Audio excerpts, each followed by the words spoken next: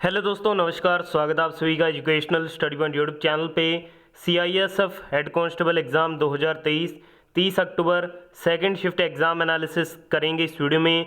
30 अक्टूबर CISF head constable परीक्षा 2023 के second shift में जितने भी जीके, जीएस और करंट अफेयर से रिलेटेड आपके एग्ज़ाम में क्वेश्चन पूछे गए हैं, उन सभी प्रश्नों का बिल्कुल 100% सही व सटीक उत्तर के साथ सबसे पहले एग्ज़ाम एनालिसिस आपको इस चैनल पे देखने को मिलेगा। तो आज जिन भी दोस्तों का सेकंड शिफ्ट में एग्ज़ाम था, सभी साथी पूरे वीडियो को ध्यान से अंत तक वॉच जरूर कीजिएगा। चलिए सेकंड शिफ्ट एग्ज़ाम एनालिसिस अपने शुरू करते हैं। तो पहला क्वेश्चन आपसे पूछा गया कि 2022 में व्यास सम्मान किस पुस्तक के लिए दिया गया। तो ज्ञान चतुर्वेदी के उपन्यास पागल खाना को इसके लिए चुना गया। ठीक है, जो कि इस क्वेश्चन का आपका बिल्कुल राइट आंसर था। व्यास सम्मान साहित्यिक पुरस्कार है जो पहली बार 1991 में दिया गया था, और जो व्यास सम्मान है वो के बिड़ला फाउंडेशन के द्वारा हर साल दिया जाता है। चलिए बढ़ते हैं अगले क्वेश्चन की ओर। सेकेंड शिफ्ट में नेक्स्ट क्वेश्चन पूछा गया कि हाशिक रामचंद्र किससे संबंधित है। हाशिक रामचंद्र की अपनी बात करते हैं तो ये तैराकी के खेल से क्या है, संबंधित है। ठीक है, तो तैराकी इस क्वेश्चन का आपको बिल्कुल राइट आंसर करना था। चलिए बढ़ते हैं अगले क्वेश्चन की ओर। अगला क्वेश्चन आपसे पूछा गया कि संतोष ट्रॉफी किस जगह आयोजित किया गया। तो संतोष ट्रॉफी को जम्मू कश्मीर में आयोजित किया गया।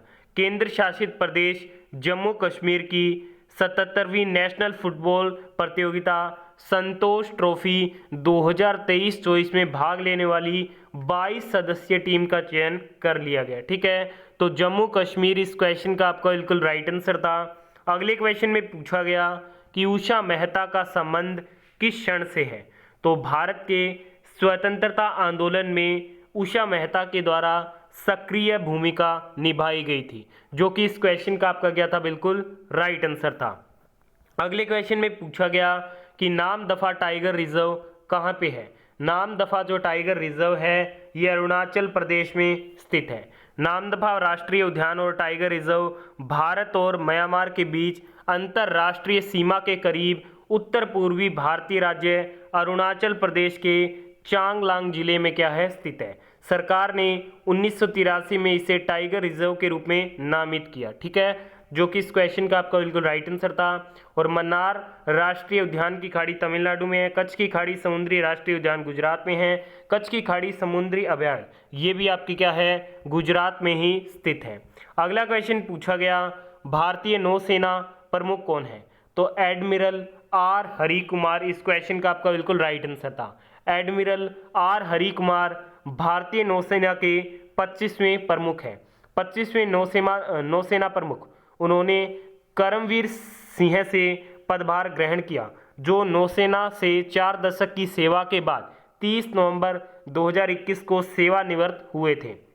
जनरल मनोज पांडे वर्तमान में सेनाध्यक्ष हैं और वर्तमान एयर चीफ मार्शल विवेक राम चौधरी है। ये भी आप नेक्स्ट शिफ्ट के लिए जरूर ध्यान में रखिएगा। वीडियो में आगे बढ़े उससे पहले अभी तक आपने इस वीडियो को लाइक नहीं किया तो प्लीज़ जल्दी से लाइक कर दीजिएगा, और आने वाले शिफ्ट के दोस्तों के बीच वीडियो को शेयर करना भी मत भूलिएगा। नेक्स्ट क्वेश्चन में पूछा गया कि हिंदी दिवस कब मनाया जाता है। हिंदी दिवस 14 सितंबर को मनाया जाता है, जो कि इस क्वेश्चन का राइट आंसर था। यह भारतीय संविधान के अनुच्छेद 343 के तहत आधिकारिक भाषा की सूची में क्या था, शामिल था। यह दिवस भारत के हिंदी भाषी राज्यों के द्वारा मनाया जा रहा है। अगले क्वेश्चन में पूछा गया मतुआ धर्म महामेला आयोजित किस राज्य में हुआ। तो ये पश्चिम बंगाल में आयोजित हुआ था। ठीक है, बांग्लादेश स्थित ओरकांडी में साल 1860 में शुरू सामाजिक और धार्मिक आंदोलन से मतुआ धर्म की स्थापना हुई थी। चलिए बढ़ते हैं अगले क्वेश्चन की ओर। अगला क्वेश्चन पूछा गया कि ज्वालामुखी से बनी झील कौन सी है। तो ये है महाराष्ट्र की लोनार झील। तो लोनार झील इस क्वेश्चन का राइट आंसर था। यह तब बनता है जब क्रेटर और काल्डेरा पानी से क्या है, भर जाते हैं। क्रेटर मूल रूप से ज्वालामुखी विस्फोट और गतिविधियों के कारण भूमि पर बना एक गोलाकार क्या है, अवसाद है। अगले क्वेश्चन में पूछा गया कि वंदे मातरम जब पहली बार गाया गया तब कांग्रेस के अध्यक्ष कौन थे? तो इस समय कांग्रेस के अध्यक्ष थे रहमतुल्लाह सियानी। ठीक है। भारतीय राष्ट्रीय कांग्रेस का 1896-70 कलकत्ता में आयोजित किया गया था। यह 1882 में प्रकाशित आनंद मठ से लिया गया। ठीक है। वंदे मातरम को पहली बार 1896 में रविंद्रनाथ टैगोर ने गाया था। ठीक है। NG चंदावरकर ने लाहौर में इंडियन नेशनल कांग्रेस 1900 की अध्यक्षता की थी और 1903 की लाल मोहन घोष ने बॉम्बे में की थी। तो ये बात भी आपको ध्यान में रखना है। अगला क्वेश्चन पूछा गया अनुच्छेद 350A किससे संबंधित है? तो ये प्राथमिक स्तर पर मातृभाषा में शिक्षा की सुविधाएं प्रदान करता है। अगले क्वेश्चन में पूछा गया NSSO की स्थापना कब की गई थी? तो इसकी स्थापना 1950 में की गई थी, जो कि इस क्वेश्चन का राइट आंसर था। इसकी फुल फॉर्म होती है नेशनल सैंपल सर्वे ऑफिस। चलिए बढ़ते हैं अगली क्वेश्चन की ओर। अगला क्वेश्चन पूछा गया फोलिक एसिड किस विटामिन का नाम है? तो फोलिक एसिड विटामिन B9 का नाम है। ठीक है। ये B9 का क्या रासायनिक नाम है और ये एक पानी में घुलनशील विटामिन है। ये गर्भावस्था के दौरान भ्रूण के मस्तिष्क या रीढ़ की हड्डी के दोषों को रोकने में मदद करता है। यह लाल रक्त कोशिकाओं का निर्माण भी करता है। गर्भवती महिला के लिए मस्तिष्क या रीढ़ की हड्डी में मानसिक विकलांगता या दोष के जोखिम को रोकने के लिए गर्भावस्था के पहले 3 महीनों के लिए विटामिन B9 क्या है आवश्यक होता है।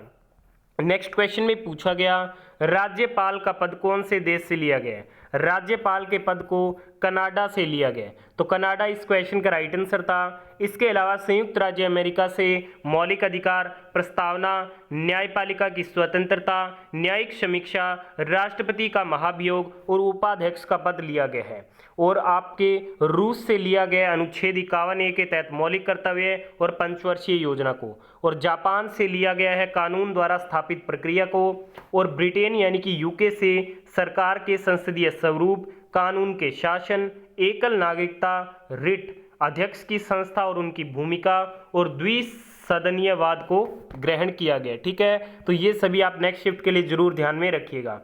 अगले क्वेश्चन में पूछा गया कांग्रेस सोशलिस्ट पार्टी की स्थापना किसने की? कांग्रेस सोशलिस्ट पार्टी की स्थापना 1934 में जयप्रकाश नारायण, राम मनोहर लोहिया और आचार्य नरेंद्र देव ने की थी, जो कि इस क्वेश्चन का आपका बिल्कुल राइट आंसर रहेगा। अगले क्वेश्चन में पूछा गया जापान और भारत युद्ध के कौन सा इनमें नहीं है? तो साइक्लोन 1 था, जो कि इस क्वेश्चन का राइट आंसर था। अगले क्वेश्चन में पूछा गया अमृत का पर्यायवाची शब्द क्या है? सुधा, सोम, पीयूष, अमीय। ये क्या अमृत के पर्यायवाची शब्द होते हैं। नेक्स्ट क्वेश्चन में पूछा गया कि घर का पर्यायवाची शब्द क्या है? तो घर के पर्यायवाची शब्द होते हैं घर, निकेतन, भवन, आल्य, निवास, गेह, सदन, आगाह, आयतन, आवास, निल्य और धाम। ये क्या है? घर के प्रमुख पर्यायवाची शब्द होते हैं। अगला एक क्वेश्चन पूछा गया था और फाइनल क्वेश्चन रहेगा आज के सेकंड शिफ्ट का। 2011 की जनगणना के अनुसार शहरी जनसंख्या कितनी है? तो ये 31.16% है। ठीक है। तो आज की सेकंड शिफ्ट में पूछे गए सभी क्वेश्चनों का एनालिसिस हो गया। वीडियो को यहाँ तक देखा, धन्यवाद। वीडियो पसंद आई है तो लाइक और शेयर जरूर कीजिएगा।